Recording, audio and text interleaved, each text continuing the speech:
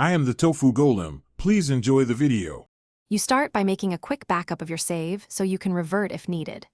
Once done, open Efootball 2025 and go straight into Only Way, then My Team and Edit Squad. You will see the kit or player number editor. Select the player slot whose kit number you want to change.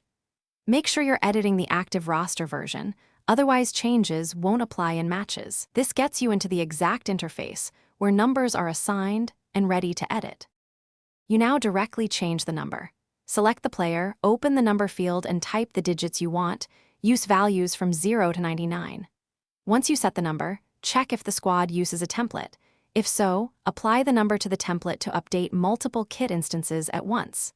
After editing, preview the kit in the 3D viewer so you can see jersey placement and clipping. If everything looks correct, press Confirm. This stages your changes for final save.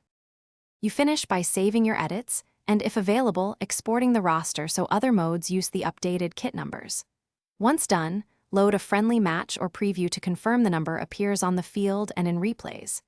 If the new number does not show, make sure to clear any in-game cache or reapply the template, then reload the save. If problems persist, revert to your backup and repeat the edits one change at a time to isolate the issue and fix it cleanly.